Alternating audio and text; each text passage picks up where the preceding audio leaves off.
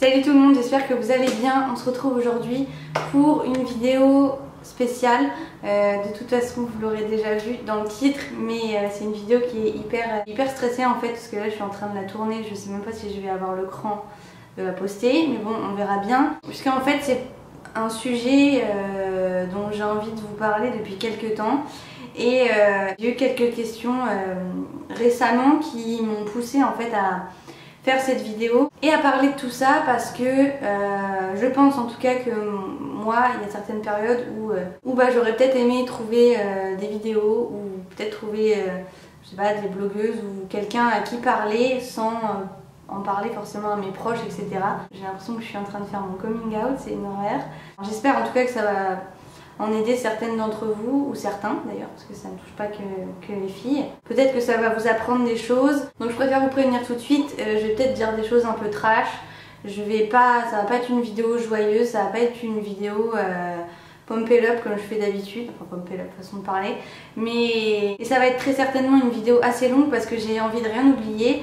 Donc voilà, si vous n'aimez pas ce genre de vidéo, je vous conseille de zapper tout de suite parce que ça va pas vous plaire. Donc on va commencer dans le vif du sujet. J'ai été anorexique et boulimique. Alors pourquoi j'ai eu envie de vous faire cette vidéo? Enfin en fait le déclic, ça a été que ces derniers temps j'ai eu pas mal d'entre vous qui m'ont demandé est-ce que tu pourrais nous faire une vidéo routine sport et routine alimentation. Le fait est que routine alimentation, j'en suis tout simplement incapable parce que je ne pourrais pas vous donner des conseils. Je pourrais vous donner des conseils parce que je connais tout ce qui est nutrition, les besoins nutritionnels, etc. Je connais ça par cœur, mais je ne les applique pas et du coup je ne me sens pas de vous donner des conseils alors que moi-même je suis pas capable de les appliquer encore. Je suis désolée, je suis un peu stressée et je regarde un peu à droite à gauche, mais parce que je sais que j'ai des amis qui vont regarder cette vidéo sûrement, qui sont pas au courant et qui s'en seraient jamais doutés parce que personne n'aurait pu s'en douter. Donc voilà. Alors déjà je vais vous parler, je vais peut-être vous définir un petit peu les termes dont je vais parler dans la vidéo, parce que c'est des termes un peu barbares pour la plupart et peut-être que vous ne connaissez pas forcément tous ces termes là. Ça fait partie des troubles alimentaires, des troubles du comportement alimentaire, TCA. Ce sont des maladies mentales qui fait qu'en général tout part du cerveau.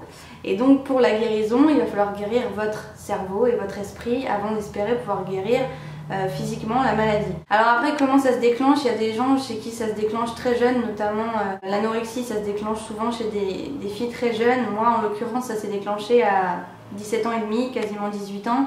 Donc tard, entre guillemets. Moi c'est dû à mon enfance et mon adolescence qui ont été un peu un enchaînement d'épreuves et de chocs émotionnels et de choses pas très marrantes qui font que à 18 ans ça a pété. Et ça s'est déclenché sous cette forme là, ça aurait pu se déclencher sous forme de dépression, sous forme de plein d'autres trucs.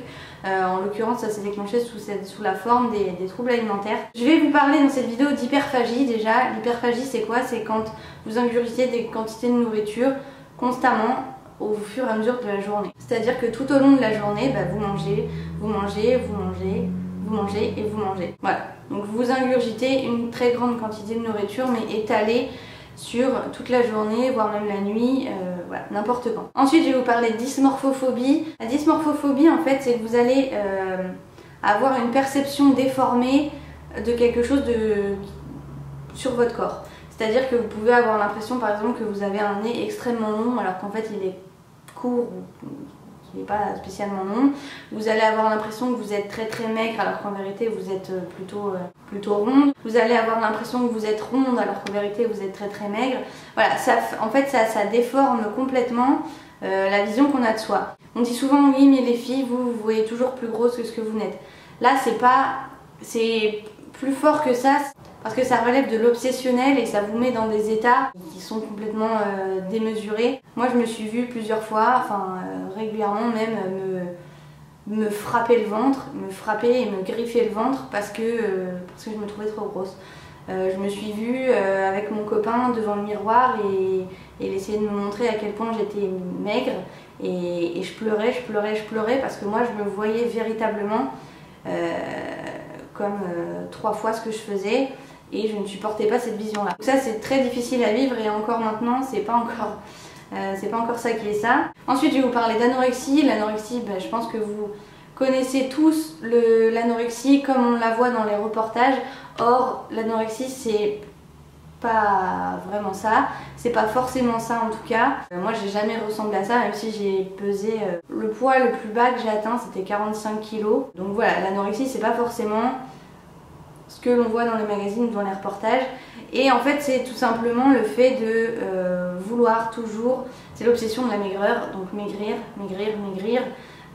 Parfois ça pousse à des envies suicidaires parce qu'il y a des filles qui veulent maigrir pour en fait comme pour disparaître. Il y a plusieurs formes d'anorexie mais globalement c'est ça, c'est vouloir toujours avoir toujours pour objectif de peser moins et toujours moins et toujours moins et toujours moins. Je vais vous parler de boulimie. Alors la boulimie là c'est pareil, c'est un terme qui est un peu banalisé maintenant. Je sais que j'entends souvent des gens ou des copines ou quoi me dire moi je fais des crises de boulimie, des fois je m'avale 3 plaquettes de chocolat et un paquet de gâteaux dans la soirée. Et la boulimie c'est pareil, c'est pas ça, c'est vraiment un mécanisme déjà qui se déclenche après une pulsion et qui n'est en aucun cas synonyme de plaisir, c'est-à-dire qu'en fait c'est une pulsion incontrôlable. Et ça il faut vraiment le vivre pour le comprendre parce que c'est très difficile à comprendre. Vous ne pouvez pas vous ne pouvez pas contrôler la pulsion et vous dire ok on se calme, je ne vais pas criser. C'est quelque chose, vous êtes obligé. Moi je sais que ça me prenait à la poitrine, il fallait que je mange. Et quand je ne pouvais pas aller au supermarché faire des courses, et ben j'avalais des restes froids que je prenais même pas le temps de passer au micro-ondes et je remplissais, je remplissais, je remplissais. Donc une crise de boulimie c'est vraiment ça, c'est qu'il n'y a pas la notion de gourmandise, ni de plaisir, ni de quoi que ce soit, c'est vraiment se remplir. Il y a des personnes en fait qui vont faire une crise de boulimie et qui vont garder la nourriture en elles. C'est extrêmement difficile parce que moi, parce qu'il faut savoir qu'une crise de boulimie, en moyenne, vous avalez entre 2 et 4 kg de nourriture. Donc évidemment, c'est pas comme ça dès la première crise, mais en général, au fur et à mesure que la maladie évolue, ça devient de pire en pire. Vous vous retrouvez à avaler des sacs de courses entiers, des quantités démesurées, démentes de nourriture. Donc bien souvent, il y a le processus après où on a envie d'éjecter tout ça. Moi j'ai à peu près tout testé, c'est-à-dire que la plupart du temps c'était les vomissements, il y a aussi les laxatifs et il y a aussi l'excès de sport. Donc vous allez enchaîner 3 heures de sport pour essayer d'éliminer le plus possible ce que vous avez fait juste avant. Voilà, donc moi j'ai testé les 3. Voilà pour la boulimie, encore une fois il y a différents types de boulimie mais il faut bien différencier ça de juste un excès de gourmandise. Maintenant je vais vous parler de mon histoire. Je vais commencer par là. Donc ça a commencé après l'été 2009. J'avais donc 17 ans et demi. Suite à des événements, avec mon premier petit ami dont peut-être que je vous parlerai quand je serai prête aussi parce que c'est pas... voilà. C'est ça qui a vraiment déclenché les troubles, bien que comme je vous l'ai dit, j'ai eu pas mal d'expériences dans ma vie. Tout ça mis bout à bout a fait que j'ai explosé à un moment donné. J'ai commencé en fait à faire mes études, donc je suis partie à Nancy dans ma ville d'études. Je me suis retrouvée toute seule et j'ai commencé à manger, manger, manger, manger et encore manger toute la journée. Et malheureusement je m'en suis aperçue qu'au bout de 2 mois, quand j'avais pris 8 kilos en fait. C'est-à-dire qu'en 2 mois j'ai pris 8 kilos et un jour je me suis regardée, je me suis pesée et je me suis dit qu'est-ce qui s'est passé? Parce que moi j'avais toujours pesé le même poids, j'avais toujours eu un poids de forme. Étant donné que je mangeais tous les midis chez mes grands-parents, tous les soirs chez moi, j'avais toujours eu un cadre. J'avais jamais eu de prise de poids démesurée, voilà, mis à part 1 ou 2 kilos à Noël comme tout le monde je pense. Mais voilà, j'étais toujours restée à mon poids de forme. J'ai pris conscience un petit peu de ce que j'avalais. Des fois je mentais à des copines en disant que j'avais pas encore mangé alors que si, j'avais déjà mangé et je retournais manger avec elles. Voilà, c'était plein de trucs comme ça et je me suis dit oulala, tu déconnes. Mais bon, ça m'a pas plus affolée que ça, je me suis juste dit que peut-être le fait d'être seule et d'être un peu lâchée dans la nature, ça faisait que voilà. Sauf que ça ne s'est pas arrêté là et là j'ai commencé en fait à ressentir ces fameuses pulsions dont je vous parlais tout à l'heure qui se sont traduites. Alors, j'ai toujours été quelqu'un de très anxieux parce que énormément d'estime de moi, toujours à me rabaisser constamment dans n'importe quel domaine par rapport à n'importe qui. Et j'ai toujours été très anxieuse et là je me suis retrouvée à avoir ce sentiment, comme je vous le disais, de il faut que je mange. Et donc je suis allée pour la première fois dans un supermarché, j'ai acheté 2 paquets de gâteaux et un paquet de Pringles et puis je suis rentrée et j'ai mangé ces paquets de gâteaux en une vitesse éclair. Je me suis forcément sentie mal. Et pour la première fois, la pensée, ça m'a traversé l'esprit en fait d'aller me faire vomir. Parce qu'en fait j'arrivais pas à supporter d'avoir ce truc dans l'estomac, ce poids dans l'estomac. Et là en fait ça a été le début de la descente aux enfers et je me serais jamais imaginé une seule seconde dans quel pétrin j'étais en train de me mettre à ce moment-là. Si seulement j'avais su ce qui allait en découler après et l'impact que ça allait avoir sur ma vie, sur ma santé et sur plein de choses. J'aurais jamais ne serait-ce qu'essayé. Je me suis retrouvée dans ma résidence étudiante en train d'essayer de me faire vomir. Pas moyen, j'y arrivais pas. Alors autant ça peut être... autant c'était banalisé quand j'allais en soirée et que tout le monde me disait ouais je vais me faire vomir. Et ça paraît tellement anodin et tellement simple dit comme ça. Et moi j'y arrivais pas. Je suis allée chercher une brosse à dents pour essayer. Je suis allée chercher une cuillère en bois. Je me suis arraché la gorge et j'ai fini par y arriver. Et après ça, les crises se sont enchaînées, elles se sont amplifiées, que ce soit au niveau de la fréquence qu'au niveau de la quantité de nourriture ingurgitée. C'est-à-dire que la première fois, j'ai recommencé une semaine après. Cette fois-ci, j'avais acheté un paquet de gâteaux de plus. Et puis j'ai recommencé 5 jours après. Et puis j'ai recommencé 3 jours après. Pour en arriver à des stades inimaginable, c'est-à-dire que je me suis retrouvée, le pire que j'ai fait je crois que ça a été 8 ou 9 crises, c'est-à-dire qu'en fait ma vie tournait autour de mes crises uniquement. J'arrangeais ma vie sociale, ma vie scolaire, etc. en fonction de mes crises. Et tout n'a tourné qu'autour de ça pendant des années, pendant 6 ans. Donc en fait j'y pensais constamment, tout le temps. Ça a obsédé mes journées, ma tête, mon cerveau. Voilà, c'était la bouffe. En fait ma vie c'était criser pendant toute une journée, ne rien manger pendant la journée suivante, criser de nouveau pendant 3 jours, m'affamer pendant 2 jours, criser de nouveau, et c'était constamment ça. Je crisais, je m'affamais, je crisais, je m'affamais. Voilà, je faisais quasiment plus, pour ainsi dire, que ça de ma vie. Et je faisais surtout plus aucun repas normal. Là, ça fait seulement quelques mois que je recommence à faire des repas et à apprendre à faire des repas. Et pour moi, c'est une grande fierté que d'être capable de manger à midi et de manger le soir. Même si, comme je vous l'ai dit, j'en parlerai après, mais je fais pas des repas. Si on parle d'une question de d'IMC ou de nombre de calories par jour, etc., ce n'est pas assez. Mais pour moi, c'est déjà un énorme pas que de manger en fait normalement et sans aller mettre la tête dans la cuvette juste après. Bref, donc là je commence déjà à divaguer et ça a commencé en fait à être un gouffre financier parce que qui dit crise de boulimie dit dépenser de l'argent. Ce qui fait que en fait je donnais des cours d'anglais le week-end, à peu près 7 à 8 heures par week-end, et des cours de danse. Donc je donnais mes cours de danse pareil 2 heures le samedi matin. Je bossais à peu près 10 heures, enfin 9-10 heures par week-end et tout mon argent partait dans la cuvette de mes WC.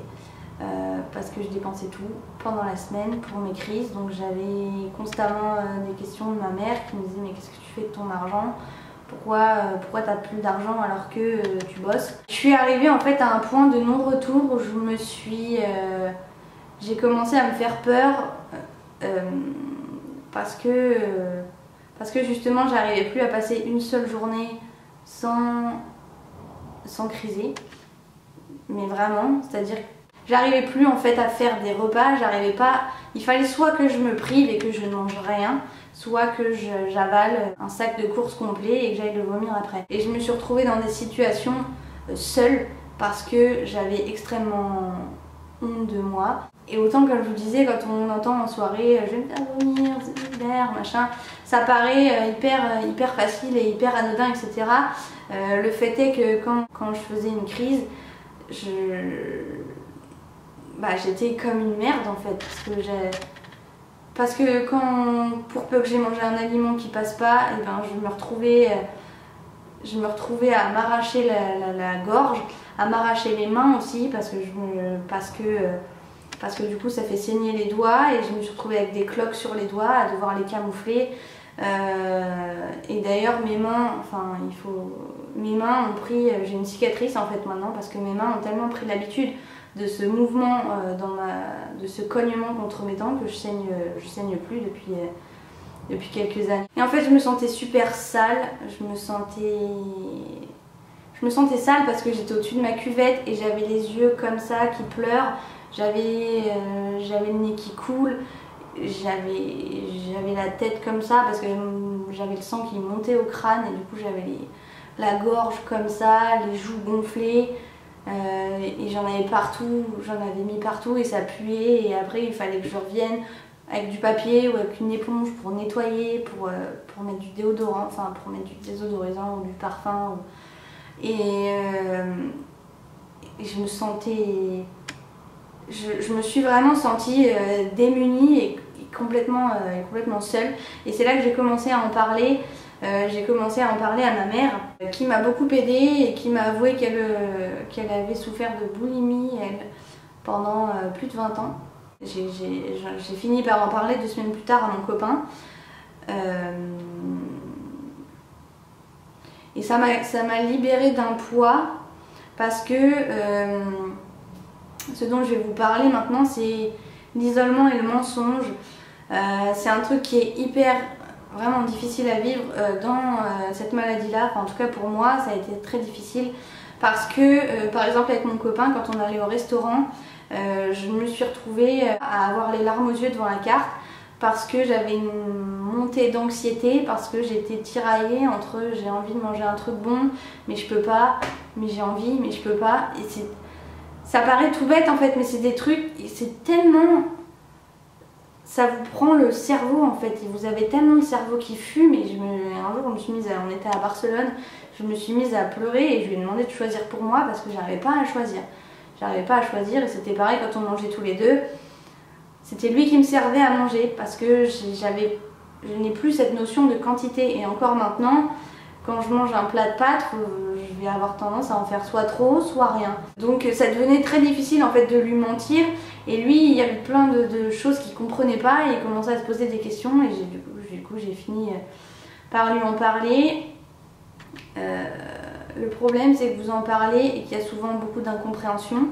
Parce que comme je vous le disais, c'est des mécanismes qui sont très très durs à comprendre pour quelqu'un qui ne l'a pas vécu. Je sais que mon copain, par exemple, plusieurs fois, il m'a dit mais mais il suffit que tu le décides. C'est comme un mec qui fume la cigarette, quand il décide d'arrêter, il arrête. Et non, c'est tellement plus complexe que ça et c'est tellement plus... ça n'a tellement rien à voir que du coup...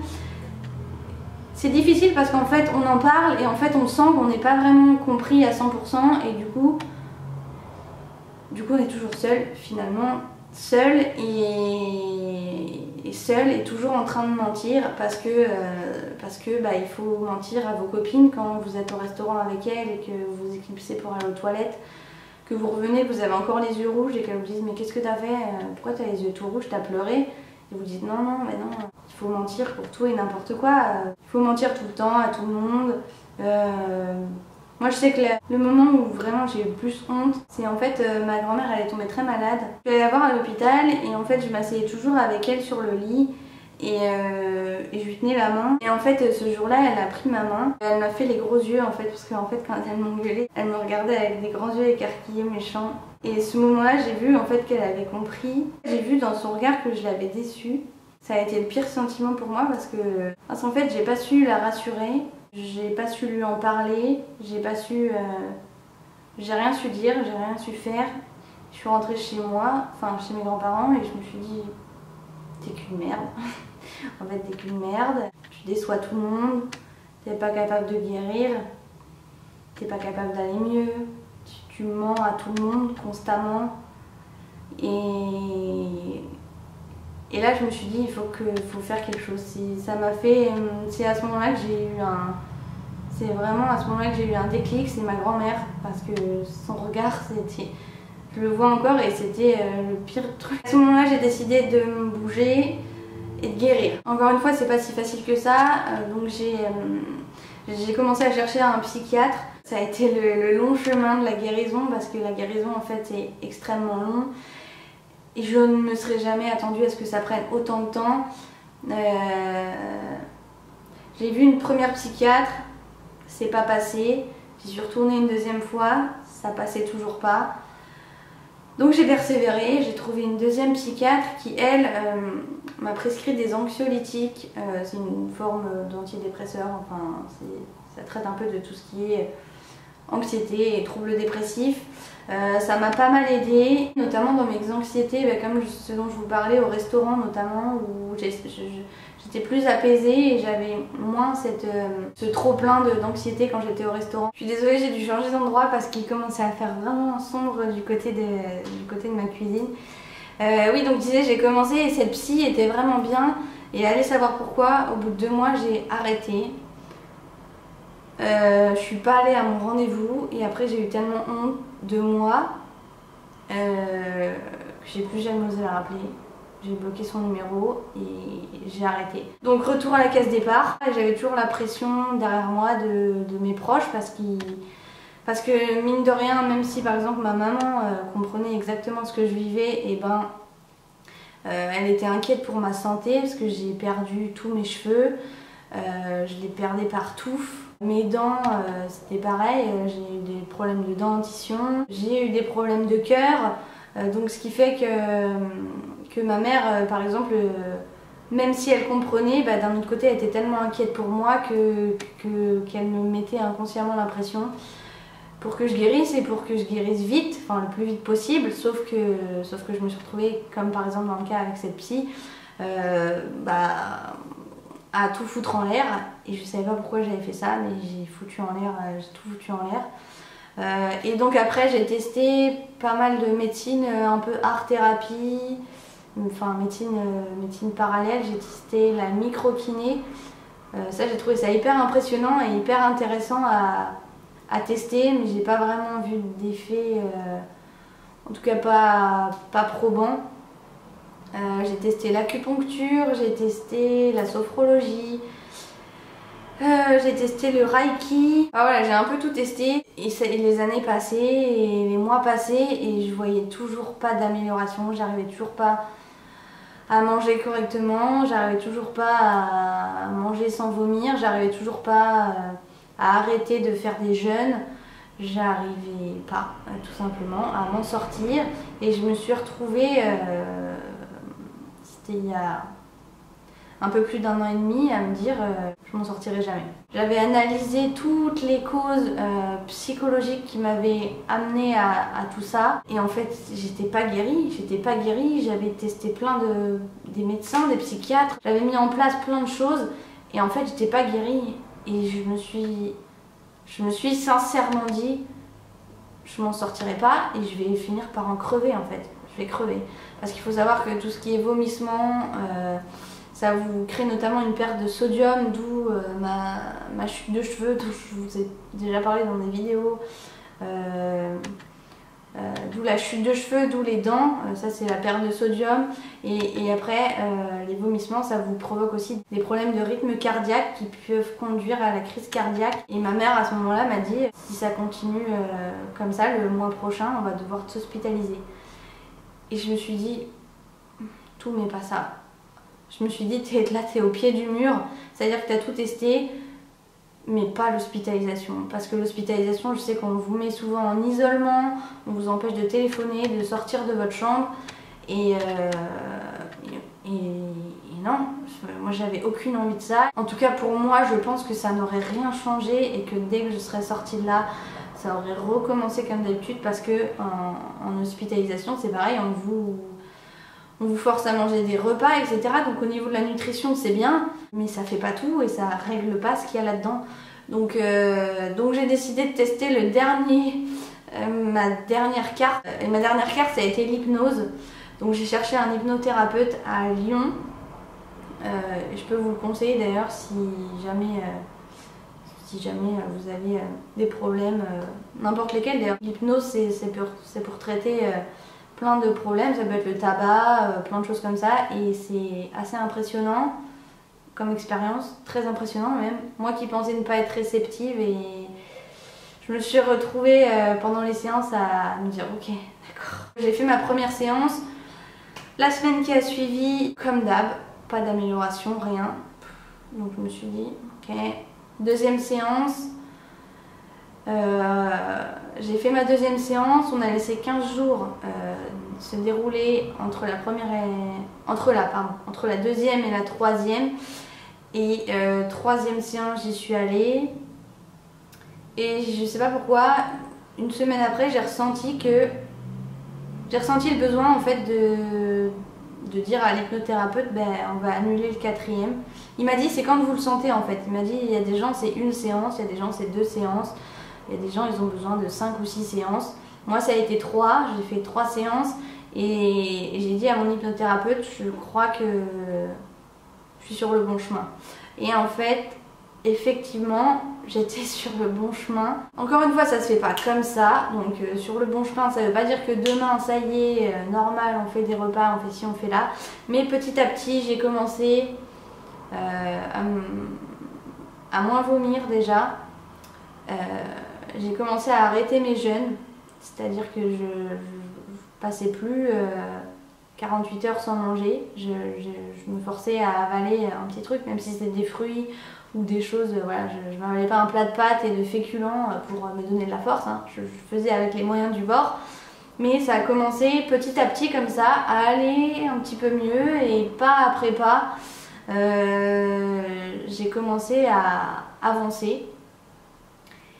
Et ça m'a tellement boosté en fait, parce que j'y croyais tellement plus que du coup pas que je me suis sentie pousser des ailes, mais j'ai plus eu aucune envie de reculer à ce moment-là. Quand je dis plus aucune envie de reculer, ça veut pas dire qu'il n'y a pas de rechute, mais j'ai appris à ne pas me blâmer pour mes rechutes. Donc j'ai refait des crises, encore maintenant il m'arrive de me faire vomir ou de faire une crise, mais c'est très rare. C'est rare et j'essaye de ne pas me culpabiliser quand ça arrive et de ne pas me dire c'est pas bien, etc. La chose la plus difficile pour moi, c'est quand vous êtes en société, les gens vont vous faire des réflexions qui somme toute semblent anodines, mais qui pour moi vont être un pas en avant, 10 en arrière. Donc si par exemple je décide de faire un gros effort et d'accepter d'aller manger un McDo avec des copines, qu'on ramène le McDo et qu'il y en a une qui me dit ah bah dis donc les filles on se fait plaisir, un petit truc comme ça sur le ton de l'humour, c'est dit en une fraction de seconde et ça peut me faire régresser je vous dis c'est un pas en avant, 10 en arrière. Mais bon, ça il faut apprendre à faire avec parce que malheureusement quand les gens ne sont pas au courant, ils peuvent pas savoir et ça sort comme ça et c'est pas de leur faute. Et puis les rechutes globalement de toutes les manières, je vais pas dire que c'est automatique parce que je sais que ma maman m'a dit qu'elle par contre elle avait arrêté du jour au lendemain et elle n'avait plus jamais recrisé. Donc je dirais pas que c'est automatique, mais en tout cas de mon expérience à moi, j'ai fait des rechutes, je sais que j'en referai encore et c'est pas grave parce qu'on n'est jamais vraiment guéri de ça de toutes les manières et je sais que dans quelques années j'en ferai certainement plus et que maintenant ça va mieux. J'ai une vision de mon corps bien meilleure qu'avant. Alors évidemment, encore une fois, j'ai toujours ce réflexe de me rabaisser par rapport à n'importe qui, n'importe quelle nana qui va passer devant moi, je vais dire oh mon dieu qu'est-ce qu'elle est bien fichue. Voilà, mais bon, ça c'est des réflexes que j'ai et qui datent d'il y a extrêmement longtemps. Donc voilà, c'est comme ça, je sais que je serai toujours comme ça probablement. Mais j'apprends petit à petit à m'accepter. Le blog m'a beaucoup aidé et ma chaîne m'a beaucoup aidé et vous m'aidez beaucoup aussi parce que quand vous me faites des compliments, vous me dites que je suis super souriante ou que je suis positive ou que vous aimez bien ce que je fais, ça m'aide énormément et ça me booste et ça me prouve que je suis pas si nulle que ça et que moi aussi je peux faire des choses bien. Maintenant je peux aller au restaurant sans... J'ai encore du mal à jauger les quantités, c'est-à-dire que si je décide d'aller au restaurant, je me fais plaisir, donc en général je me fais plaisir, j'aime bien manger un dessert, etc. J'ai encore beaucoup de mal à jauger mes quantités dans mes assiettes, ça c'est quelque chose, c'est pas revenu comme avant. J'ai perdu ma sensation de tout ce qui est sensation de satiété, je ne l'ai plus, c'est-à-dire que je ne sais pas analyser à quel moment j'ai plus faim et à quel moment je suis rassasiée. Donc ça c'est quelque chose je pense qui reviendra avec les années aussi. Après j'ai eu des problèmes, j'ai toujours aussi peu de cheveux, mais bon j'essaye d'en prendre soin du mieux que je peux. mes dents qui ont cassé l'année dernière alors qu'avant j'étais le bonheur de mon dentiste tellement mes dents étaient dures et résistantes. Et bah l'année dernière, comme vous savez, si vous me suivez depuis là, j'ai perdu mes 2 dents de devant. Voilà, c'est comme ça, de toute façon ça fait partie de mon histoire aussi maintenant. Mais je sais que je tiens le bon bout, alors voilà. En fait c'est pour toutes ces raisons que je vais pas vous faire de vidéos alimentation, je vous ferai des vidéos sport évidemment, routine sport etc. Mais je vais pas vous faire de vidéos alimentation parce que je ne mange pas encore ce qu'il faudrait manger en théorie pour être en bonne santé, c'est-à-dire tant de grammes de féculents, tant de grammes de protéines, tant de grammes de machin par repas. Et voilà, je mange peu, je mange beaucoup de légumes. Je vais être honnête avec vous et je ne veux pas vous donner mes conseils ou ma journée type de repas alors que ce serait pas vrai. Donc voilà, j'espère que j'ai rien oublié. J'espère que cette vidéo peut-être en aura aidé certaines d'entre vous. Peut-être que ça vous aidera vous aussi à en parler à vos proches, à en parler ou même à en parler à moi. Vous pouvez... Si vous souffrez de tout ça ou quoi que ce soit, vous pouvez évidemment me laisser des commentaires, me faire vos retours, m'envoyer des mails, des messages privés, des Snapchat, ce que vous voulez, tant que ça peut vous faire du bien. Je sais que j'aurais beaucoup aimé pouvoir en parler à quelqu'un au moment où j'étais au plus bas, donc n'hésitez surtout pas. J'espère que peut-être ça vous aura éclairé, que ça vous aura peut-être aidé à comprendre un peu mieux la maladie, les mécanismes, etc. Voilà, je sais plus quoi dire, je vous fais plein de bisous, je vous retrouve pour une prochaine vidéo très vite et je vous aime fort.